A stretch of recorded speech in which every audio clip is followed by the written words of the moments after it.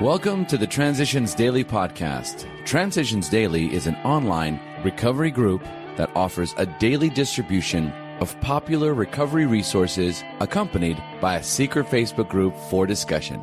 We hope you enjoy today's readings.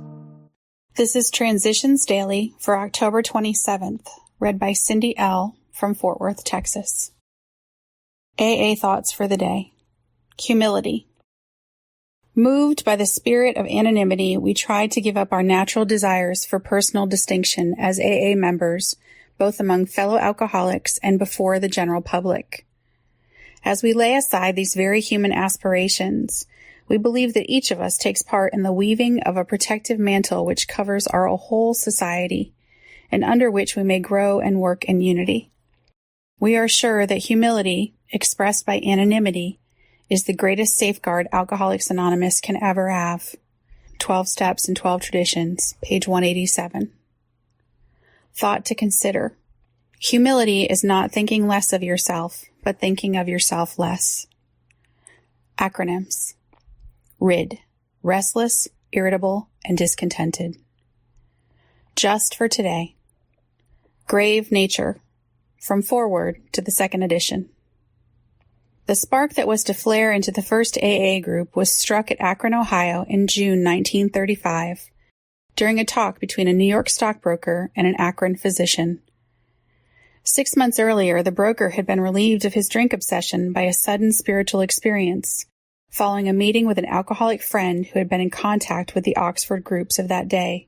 He had also been greatly helped by the late Dr. William D. Silkworth, a New York specialist in alcoholism who is now accounted no less than a medical saint by AA members and whose story of the early days of our society appears in the next pages. From this doctor, the broker had learned the grave nature of alcoholism. Though he could not accept all the tenets of the Oxford groups, he was convinced of the need for moral inventory, confession of personality defects, restitution to those harmed, helpfulness to others, and the necessity of belief in and dependence upon God. Alcoholics Anonymous, pages X5 through XVI. Daily Reflections. Global Sharing. The only thing that matters is that he is an alcoholic who has found a key to sobriety. These legacies of suffering and of recovery are easily passed among alcoholics, one to the other.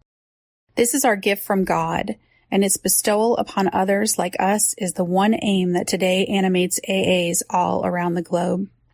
12 Steps and 12 Traditions, page 151.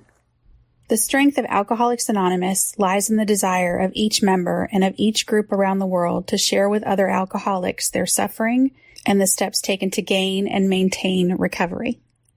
By keeping a conscious contact with my higher power, I make sure that I always nurture my desire to help other alcoholics, thus ensuring the continuity of the wonderful fraternity of Alcoholics Anonymous. As Bill sees it, people of faith. We who have traveled a path through agnosticism or atheism beg you to lay aside prejudice, even against organized religion. We have learned that whatever the human frailties of various faiths may be, those faiths have given purpose and directions to millions. People of faith have a rational idea of what life is all about. Actually, we used to have no reasonable conception whatever.